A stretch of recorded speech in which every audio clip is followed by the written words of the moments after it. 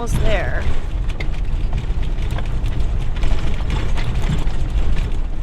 Oh, that's a campsite. Oh. That's a porta potty. Okay. Arrived? Girl, where? Where am I supposed to go?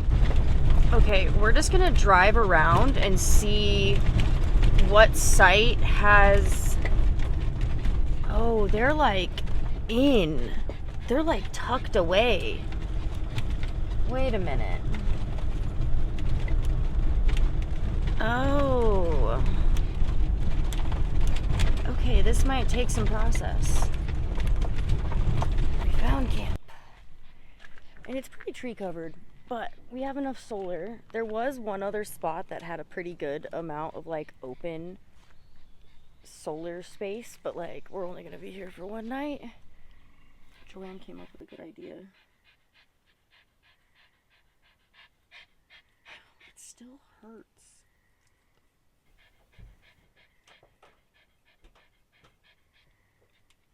It's working.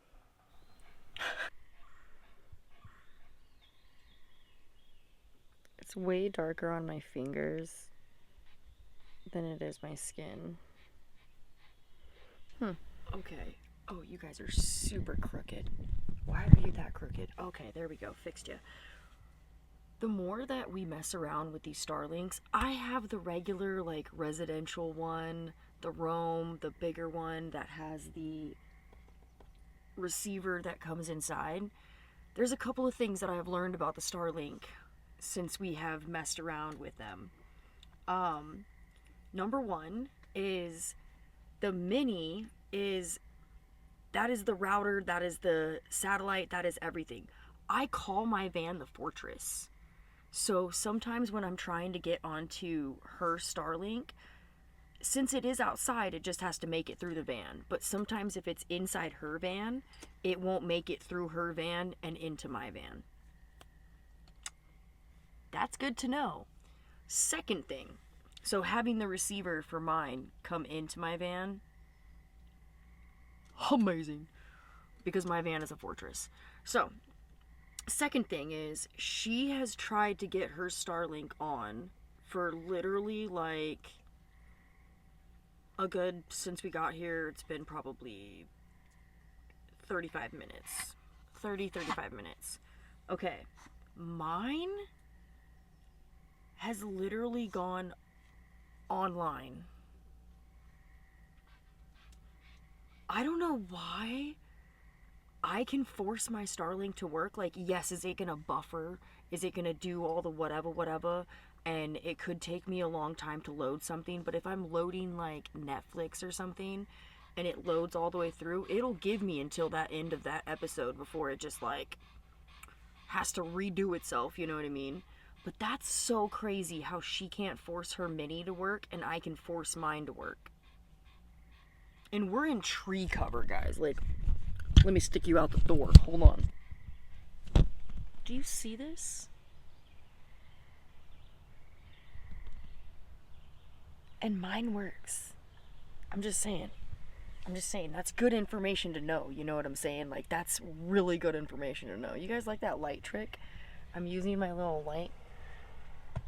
And it's not even dark outside, but it's like super dark in the van because I don't have windows. Anyways. Hi. How's it going? Oh!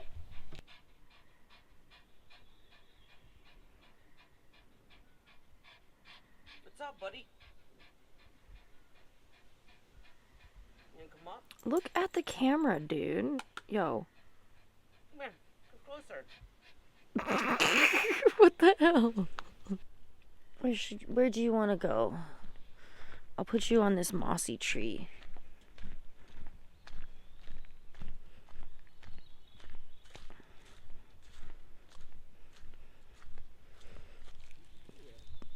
It was great hanging out.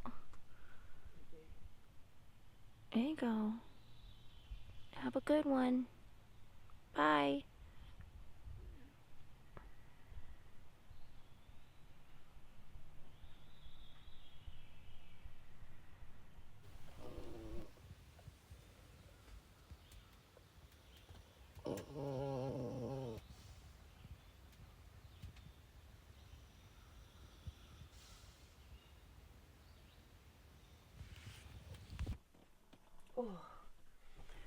Good morning.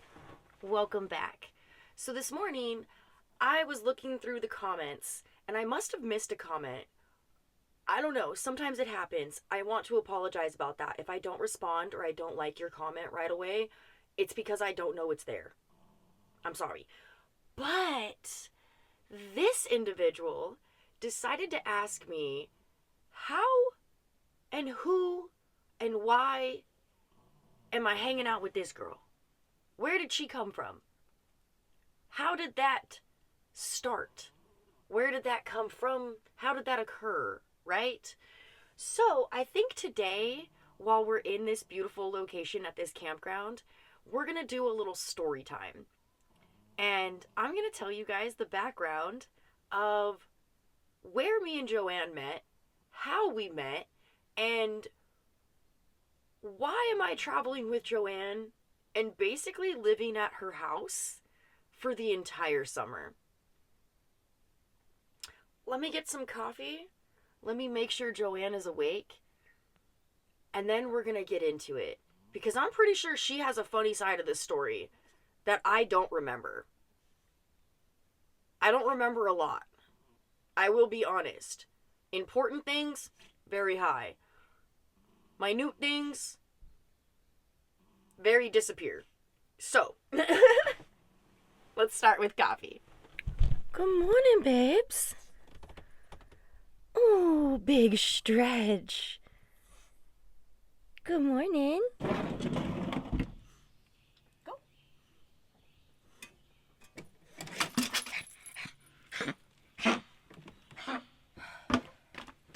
I'm really trying to figure out this step stool thing. I don't know. Morning, sunshine. Morning. What up? We're gonna have to do a story time. Okay. What's Jane, breathe! story time of what? It depends.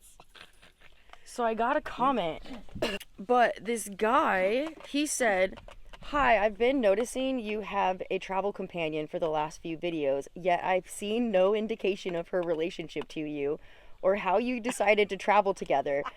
Maybe a good idea to share a little about Joanne in a future video. Thanks, Bob." We're gonna do that, Bob. Because I think it's a funny story, isn't it? I don't really remember. Why is it funny? I don't know, because we met on TikTok somehow. But I honestly don't remember how. We could scroll back through the thing. Yeah, I was like... Probably some random, yo, what's up with this? Or how did you do this? I don't know. We just started chatting with each other on TikTok. Yeah. And then we realized that we, like, followed similar people. And then I was heading out and... Because our first video together... Yeah. It was last year. Was last year. 2 years ago. 2 years ago. And City of Rocks. Yeah, and I was already off TikTok. She was still doing TikTok. She still does TikTok. Yeah. And I was already, like, walked away from the platform.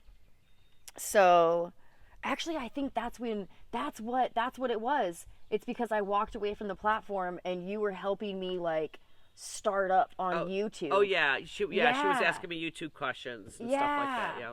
Yeah, so that's how we connected.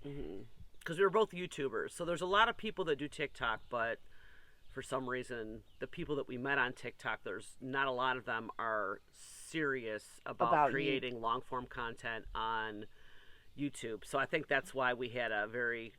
Yeah. And then we found out our birthdays are like a day apart. Oh, yeah. We have like a lot in common. Yeah. And that's the story, I think. Yeah. Pretty much. Like, and now I'm basically living in her driveway. Yeah. She's basically moved in. My neighbors think that, we're married, so. Hey.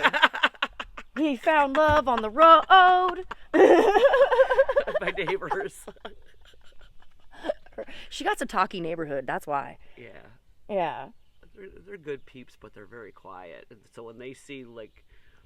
Anything. When they see, like, my van come home and then your van pull in the driveway, leveling up with those, like, you're like 10 feet in the air. I'm level. I'm like, okay, you're level. We've been causing a scene in the neighborhood. It's kind of funny. Yeah. Like when all the walkers walk by my house, they're kind of like walking really slow. Checking out the bull horns or the whatever that kind of And it horn. probably doesn't even help that like I have foreign plates, so they can't even see where I'm Yeah, from. exactly. Like... It's like the front plate is like I'm from Germany or whatever Albania. it is. Albania. The rear plate says, I am really from Arizona. I'm just kidding. Right, I'm just kidding. Just messing with you. A big wingspan. He's huge. Oh, whoa. See? What is What that? Is are that a you? crow? I don't know. Big black bird. Google it. I don't know what that thing is. I know. Oh, and do you know what we're doing today? I wanted to get somebody else's opinion on this because I had this thought because of a message that got sent to me.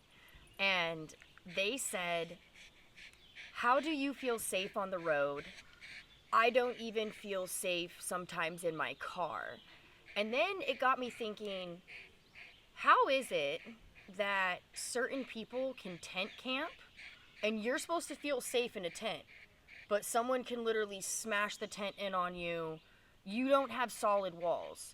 But then a lot of van lifers are like, I have to make sure that all of my doors are locked and closed. I don't feel safe. And then I will get messages when people realize that I sleep with my doors open. They're like, oh my gosh, that's so unsafe.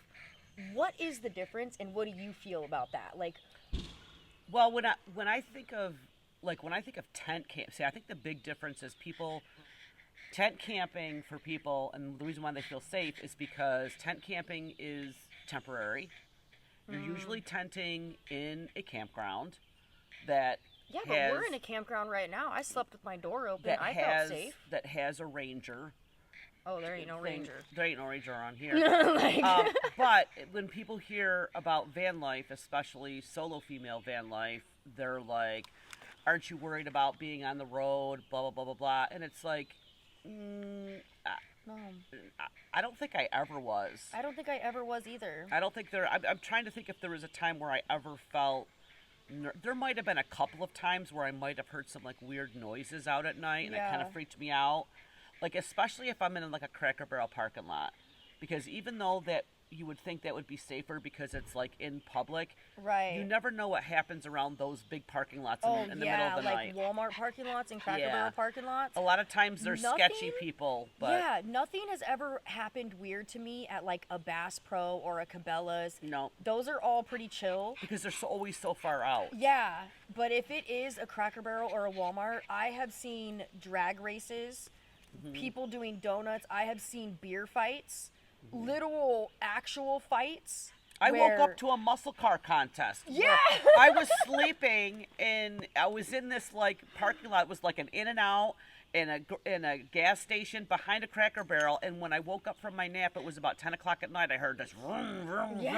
And I peeked through my little Reflectix coverings, and there was all these muscle cars revving their engines, and they're drinking and stuff like that, and hooting and hollering, and I was literally right next to them. Oh, like I was in line. I should have revved my engine. Yeah.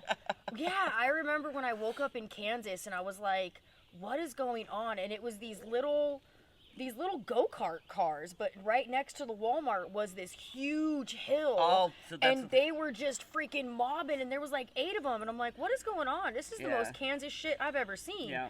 Like, you guys are basically on lawnmowers. Yeah, and like the only areas that I really don't like to park at, and I kind of second guess myself if I do find them by accident, are the ones where it's very popular for the all-terrain vehicles. Oh yeah. Like the four-wheelers, because a lot of times the those HOV people areas. A lot of times those people are like partying, and then they're still driving their vehicles. And there was one time near the Quartzsite area, and they were like doing like donuts and like circling around the vans, and that's why I'm like, I'm not staying here. That's actually why a lot of people ask me why I have so many stickers and Reflectix on my van.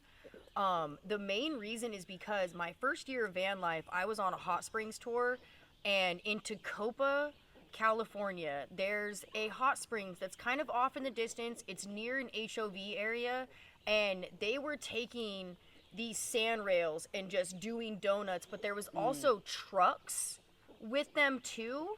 And I'm a pretty bright vehicle. You know, Joanne has a white van, so like those are pretty reflective.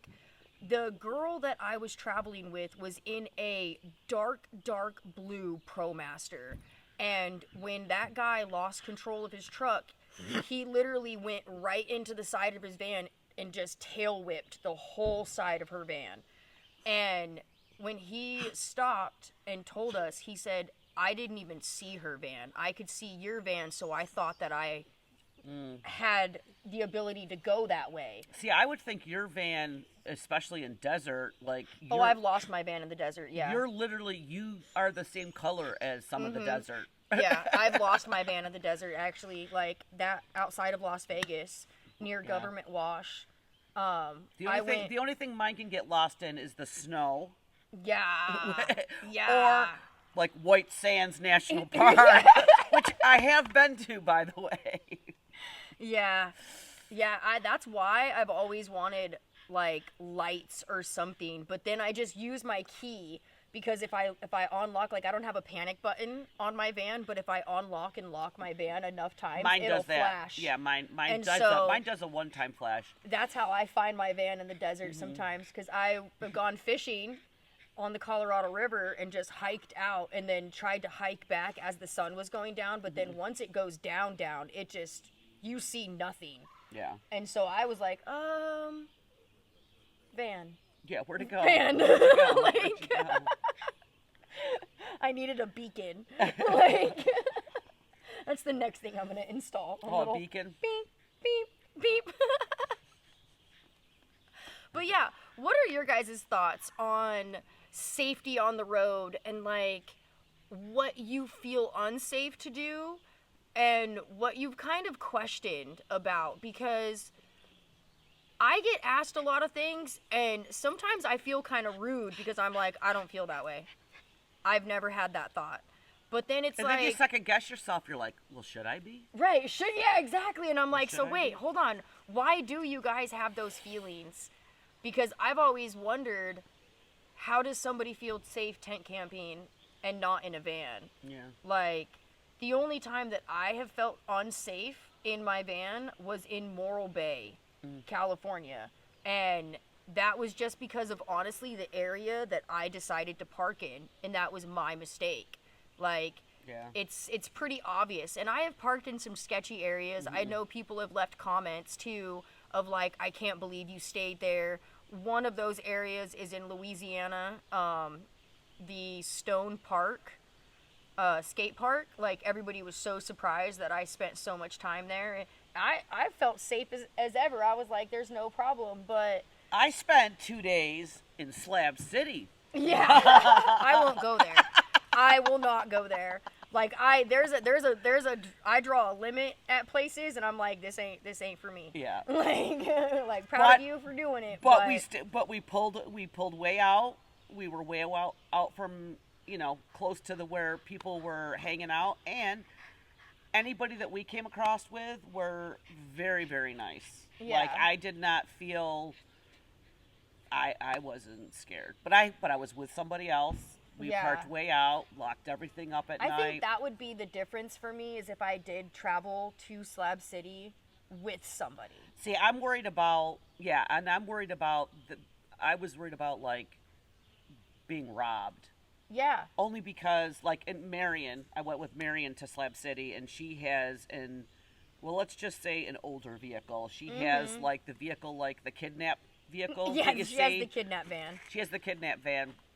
And my van is a newer van, and it looks like a plumber's van. Yeah. So when we got there, I tried to make sure I covered up the inside, and I tried not to show the electronics that were in there and stuff like that, because I'm afraid that I would get robbed because of that in certain areas. That's my thing. I had that same thought. I'm so glad that I went through places like San Francisco. I should have went to places like Slab City before I got the YouTube logo put on my van, because that is just like, not gonna lie, that's like a slap on of, I have equipment in here, regardless of what type of equipment it may be. Like, that indicates there is shit in this van. And I think that's my number one reason of why I stay out of certain areas. Like, I keep on, like, the Tenderloin. I would not drive through the Tenderloin with my van. Well, that's the other thing too. I mean, that's a great point you bring up, is that it's all in where you choose to stay. You know, you have to do research. It's like you don't just like find a place willy-nilly. You know, it may look like that on some channels, a lot of channels and stuff like that, but you know, we're looking things up, we're looking at reviews, we're scrolling in, we're seeing what's around the area, we're seeing if there's, you know, is there a close proximity to X, Y, and Z, what kind of campground it is and stuff. We do try to look at satellite photos. Like, we do a lot of research and before we pick a place. another thing that people don't talk about, I think, a lot, is you're not just researching the place that you're looking up to go to.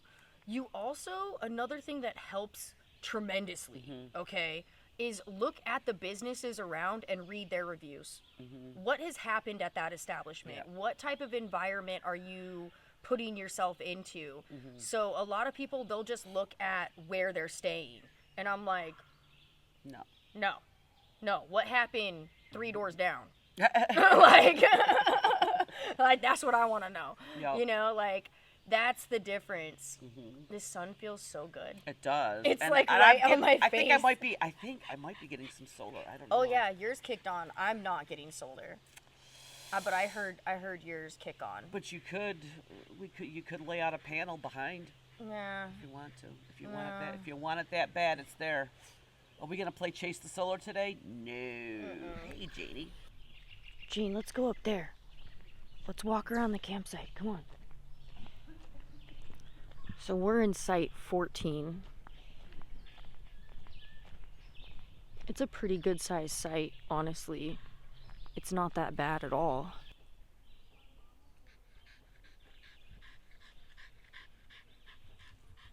Jane, turn around. We're not going hiking. We'll go here in a second, okay? I'm not ready. Safety first over here. That's right. We got Jane in her jalapeno basket. She's gonna get in the car. No. I gotta figure out how to do this. You don't remember how to use it? No, I'll figure it out as I go. You know her bike fits underneath her bed? It just folds up and does all this cool shit. She has bigger tires too, like this whole thing. I'm a big girl. Big girl needs big tires. Jane, you're gonna knock that thing over. Just stop. Look at this cute little chair in campsite 10. Right. Most of these campsites can fit like 3 or 4 vans.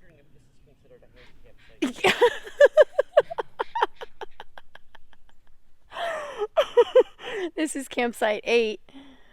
And look, it has like its own trail leading to who knows where. But look at these. I spotted these from way over there. I love it.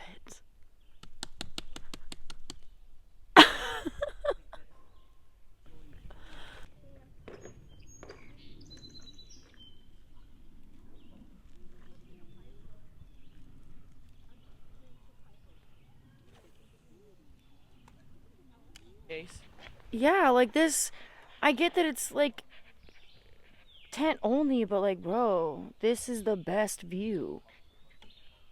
And my van would fit right here, and your van would fit right there. Pop the tent, let's go. Yeah. Oh, Jane, see, and even Jane, she's like, look at all this grass. Look at all this area. Look at her go. You got this. Oh, this freaking bee. It's okay. You have big old tires. Look. Does this go to a road? No. I'm done. We're going. We have to go back the same way we came. Are we going all the 5 miles all the way around? But I don't want to go back that way. I'm going to lose my phone is what I'm going to do next. You want to go all the way around the whole 5 miles? I want to go to a road. We have to go back the same way we came. Gotta be. There is no other way. Seriously, wait a minute. There is no other way. There has to be an easier way. No.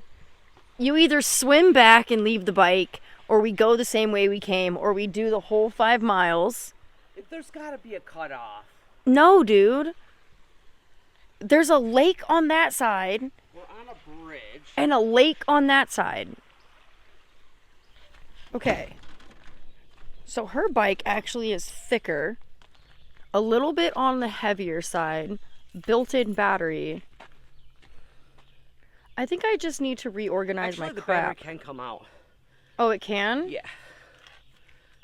Like, I can just take the battery out and bring it in the house to charge it if I want to. And it has a locking feature to keep it locked in. I just have too much crap, I think. Yeah. Oh yeah, me so if dragging you it to the mine roof. is to put away, you can come to my channel.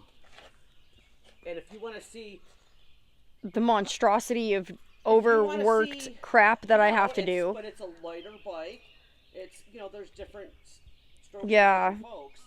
But what Lace does, because she doesn't have room, is she has a really nice, you can see, she has this roof rack where she has her solar, and she is going to, solo woman, she's going to drag this thing up to the roof and strap it in. Yeah. All by her lonesome. Yep. We're packing everything up, getting ready to leave, because on the way back, there's actually, and I'm not even going to pronounce the name of it, I'm probably just going to write it out on the bottom of the screen. It's a waterfall, and it's a short hike, so once we get all cleaned up here, we're going to drive there. Okay, getting out of these roads. The horses! That's why. I was wondering where they went. Oh, we gotta drive right by them, don't we? Oh, I don't like doing this. Oh, and I have to kind of gun it because we're on a hill. No, I don't like this.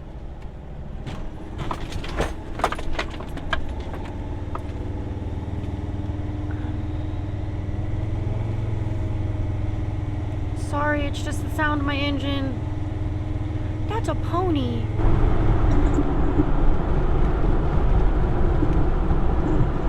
Okay. Joanne says that this trail, it is a little bit sketch to get to this waterfall, so I'm trying to be nicer to my feet and not just wear flip-flops everywhere and slide around.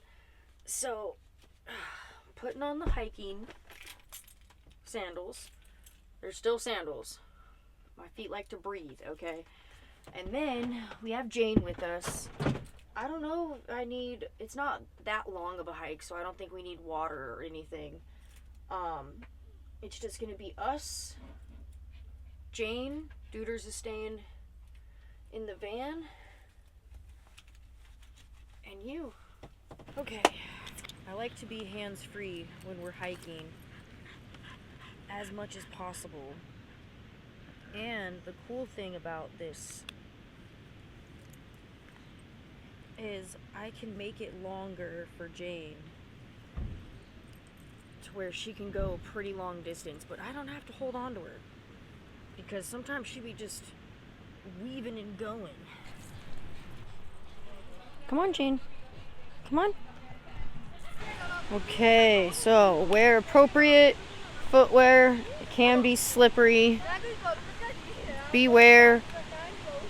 Be cautious. Hi. Hello. There's a creek down here.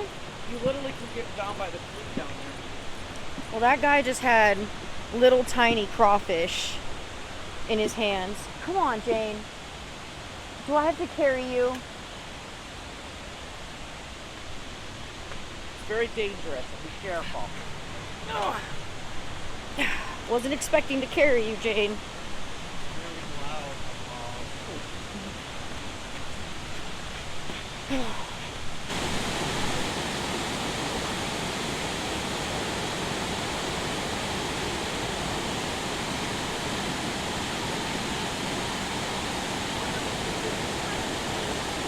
That's crazy.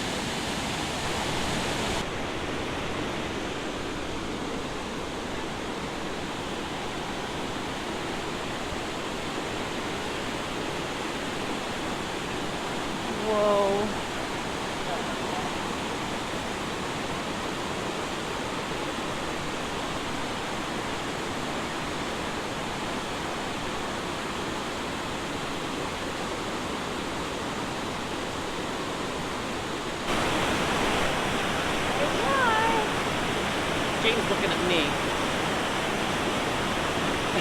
She has no idea. She's just like, okay, Mom. You gotta go back up all the stairs.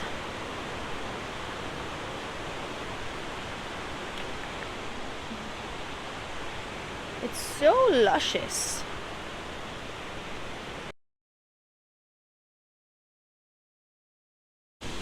Now we are at the top of the falls.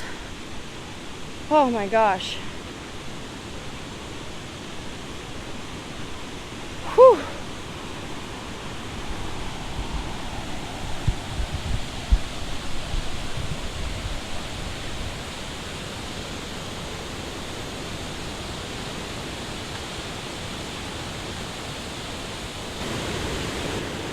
Can you imagine being the people that live in that house? I didn't see any of them. Did you? What? Slippery? They'll close it.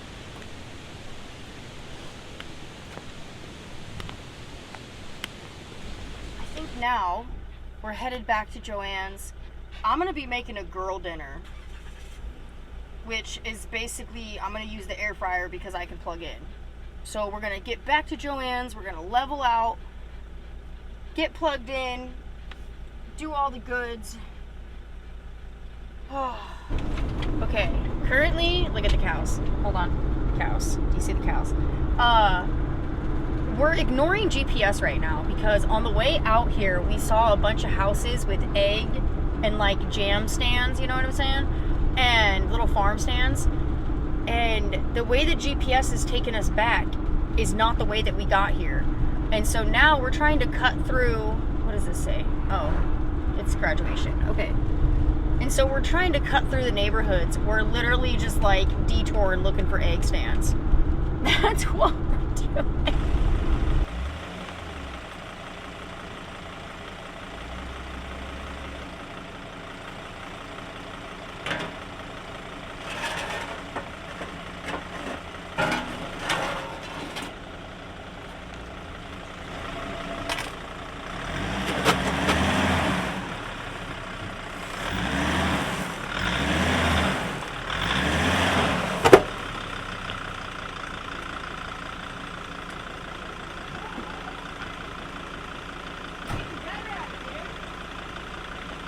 Every day, man.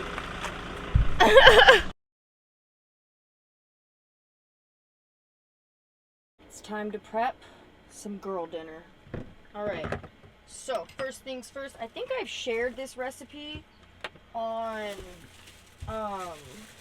Instagram, but we're gonna make some buffalo style dilly vegan wings, and that all starts with cauliflower.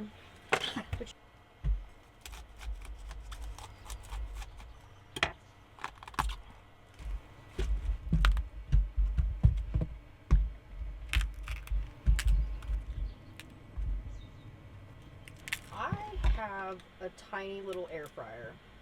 Like, my air fryer is made for one single person, so I'm gonna have to do this in batches.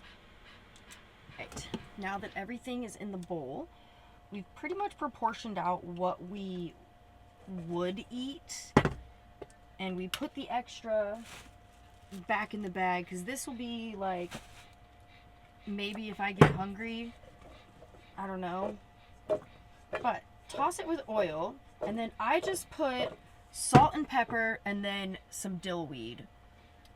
I love dill. I will eat dill forever. The key is you don't want to overstuff your air fryer because then it doesn't cook right. I also have learned that I need to keep this air fryer as far away from my plants as I possibly can because the air that comes out the back of it will burn my plants. So this doesn't go on the counter, it goes right here because all that it can burn is my shoes and some canned goods. That is perfectly a-okay. I'm okay with that.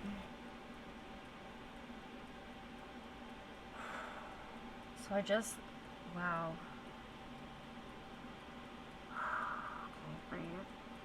I just logged in on Instagram just to like check in and check my messages.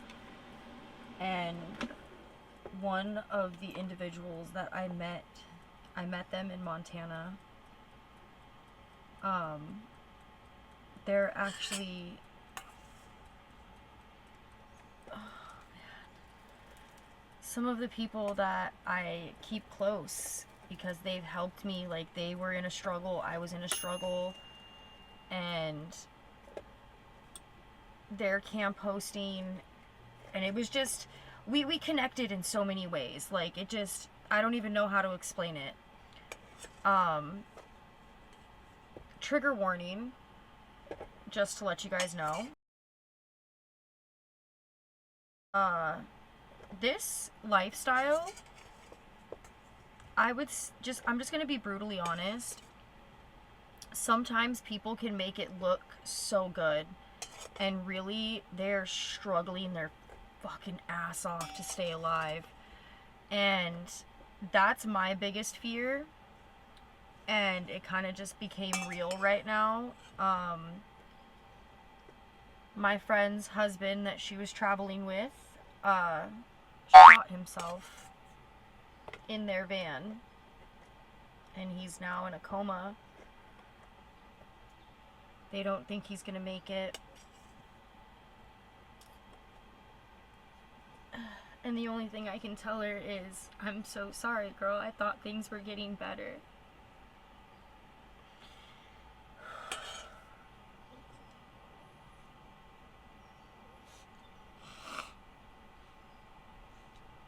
I think that's where I'm gonna sign off.